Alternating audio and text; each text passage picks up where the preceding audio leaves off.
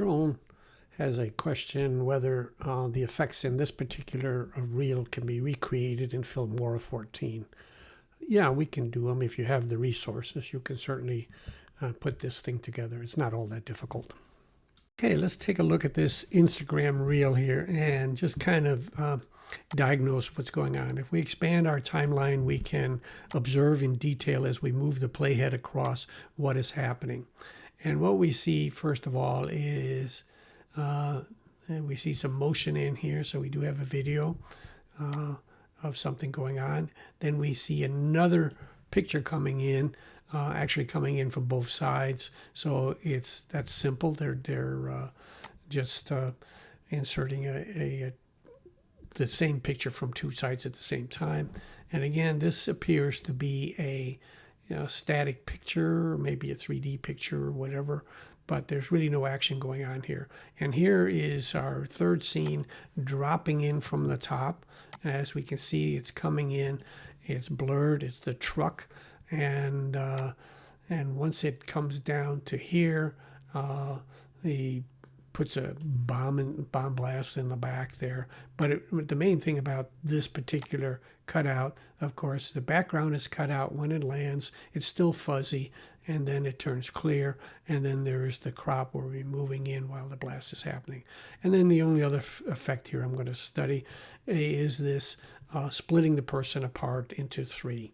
Okay, and that's pretty simple. You remove the background from one image, and then you copy that 3 times, and you put it on separate tracks above. So we'll show how to do that. And again, you got a little blast going on in the background. If I can find, I think we have some blasts here that we could also add in. But anyway, that's basically what's happening. It's just motion effects. It's keyframe effects. There's really nothing special about this. Let's go over here. I have here a video that's a little short. So what I'm going to do is I'm going to take a snapshot of the still picture here. All we got to do is hit the camera and make sure we're in full quality when we take that so we get the best image. Okay. So now we have the still image. We'll put that in here, and we'll use that for our first motion, which is basically we're going to keyframe where they are getting, they're moving closer. So we hit this transform, we add the keyframe, and then we move over here to nearly the end, and we just increase the scale. And there we go. So now we have our first effect. We have the zoom effect. We're zooming in. Okay. So then what we're going to do is it's going to go to here. I'll remove this previous picture that I took a snapshot at, because basically we want to end at whatever the frame looks like at the end, because this is when we're going to be dropping in our other picture. So I'm going to take another snapshot of this final frame, and that's very simple. We just do that, and here's our final frame. Now we can add that right on, and there won't be any transition. It'll just be a still picture as it's moving along. Okay, and we can make this a little bit longer, because we're going to put our next transition in above here. So we're going to take this video clip here, and we're going to leave it on track 2, and we're going to line it up. Now what we want to do here is we'll use Shift Home. That'll put us on the very first frame. That's the one that we're going to cut out the background from, and we're going to change it, and we're going to put it up here. We're going to put the blur effect on it. So the way to do that is we're just going to take a screenshot of that, and we have it here. Now that's going to be our overlap. So what we want to do here is we want to cut out the person. Okay. And we want to be at the beginning here, I guess. To cut out the background, we go to our AI tools, and we have 2 options. We have the AI portrait cutout, which usually is very quick. If we select that, and yep, it just scanned it real quickly. You didn't even see it. It went by so fast. and it made a quick cutout because it's something easy to do. So anyway, we will now add our motion to it. So we'll go back to basic, and we'll make sure that we are at the beginning. So we do Shift Home, that's on the first clip, and we'll add our keyframe to it. And then we will move the person up, and we can, we'll scale it down also, like so. And we can just clip it, and we can move it up, and you can see that the positions X and Y are moving as we're dragging it up. And we'll just place it up there. So now we have our beginning shot. And we're also going to be adding a blur effect to it, so that will disappear. So I think we'll end about here, and we will simply revert everything that we have here, and we do that by that. And the effect then is that the person comes in. But we do want to add a blur effect to this, and that's pretty simple to do. We're going to go into effects, and we're going to look for the blur. There's like different kinds of blurs that we can use, and I guess we'll try to use this radial blur. Now we can drop it on the image, or we can put it above. Because we're going to keyframe it, we're going to keep it above. So here's our blur of that image. It's actually blurring the thing down below. We don't want that. We will get rid of that in a second. We'll get rid of it right now. We will do a compound clip. So we'll just select these two, and we will create a compound clip. And we'll just call it clip 1. And that will put it right up there. Now we don't have a blur effect on this. We only have a blur effect on this thing that's coming in, which is what we wanted. Now I used the radial blur. They had a static blur or whatever. But we wanted to kind of make this fade out at the end. So let's go into the compound clip. And let's select the radial blur. And we can do the keyframing right here. And I think phase, okay, you're going to get different ones. I should have probably selected the regular blur because I don't believe I can undo. Well, maybe I can with opacity. Oh yeah, there, that's what I need to use.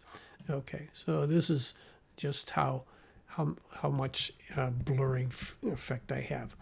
And so what we're going to do is we're going to go to where the image is dropped all the way down, in other words, right here. And we're going to now, let's go back to the beginning, right here. And we have our radial blur right there. We want to add a keyframe, 100% opacity. Now we will go here, and we just clicked on this keyframe below, and now we'll select the blur above, and by changing the opacity, we just reverse the process. So now we have the effect that we want. It's going to come in blurry, and in fact, let's just get out of this. We'll click on the little house here. We're back on the main timeline, and let's just play this short little clip. So we've got the zoom effect occurring here, perhaps a little too slowly. We can change that. This is a quick thing. So we will move our ending shot down here, and we will shorten this up to here. And that should just about do it for us. Okay, so now let's play it back here. So we have our zoom effect here, and again, you know what, we can move this up a little bit. We don't need to have that much zoom. So you can adjust your whatever it is that you want, your relative speeds right here. And so now we're going to have our blurry image dropping down, and then it's going to clear up, and we're going to attach our video to that, and so it's going to feed right into that. So here we go. Let's play it from here. We got the zoom effect. Now we got the blurred image dropping down, and then it clears up and we're into our video. So that was that effect. Let's take the part where we split the person apart, and let's take our video clip here again, and well, maybe, I don't know, probably a lot. We don't need all of this stuff here for demonstration purposes. We just need a little bit. So anyway, it's we're going to add this clip here on the lines above. So we'll go ahead and add another line. We'll move in here, and let's get a cutout of just one person in here, and we're going to take a snapshot of that. And let's be in the first frame, home. Okay, first frame, and we'll take this person here, and we will go into our AI tools again, and let's see if we try portrait cutout, if we can do that really quickly. And it's processing, and we have just, well, actually we got all of them, but we can erase them from the scene, or we can keep them all in the scene, do whatever we want, or we can reverse this effect altogether. Smart cutout, and we'll activate this smart cutout, and in this case we're going to take just the person that we want. So we will take this person right here. Might have to have the hand there, might do a little. Okay, now you might want to do more detailing on it, but I think I got a fairly good cut there. I got this person. I'm going to save that. We're going to go to home. We're going to want to make a still image right here, and we're going to take our snapshot, and that's snapshot number 9, and we're going to put that in front. So we're going to move this over. This is a still image, 5 seconds long. We're going to shorten it up. We're going to drop that down because we start with that still scene, and we're going to attach our scene right there. So there is our still scene, and let's just, we can make it a little longer, I guess. And let's move that out. Let's make it a little bit longer, because this is where we're going to drop in our still shot, and we're going to make it just right. We're going to copy that, Control C, and we're going to go up and select track 2 or track 4 here. I guess we got quite a few tracks here. Okay, and we're going to go to home, and we're going to do Control V, V. So we needed 3 copies of that person. The reason we needed 3 copies of the person was because we wanted to put in some kind of explosion in the background. I'll see if I have an explosion here. I'm going to move this up 1, and then I'm going to go back and select this track right here, Shift Home, and then let's find some effects. Stickers, mine, material pack. Oh, I used the martial arts. That one's for free. Okay, let me see if I got an explosion in here. Oh yeah, there's got some explosions here. Kung Fu Heat, boom. Yeah, that's a good one. All right, this is a freebie, so we can do that, and we'll use that. And now we have our person right here. We're going to divide that person into 3. Let's move our Kung Fu shot over a little bit, not have it go off right away. And so what we want to do then is keyframe these the positions of these people right here. And let's lengthen the effect to, we can't really lengthen the effect because we have to stay within the snapshot. So we'll move this over, and we'll make the stationary shot a little longer. Now we can select these 3, and we will spread them out as well. And what we want to do is just match that.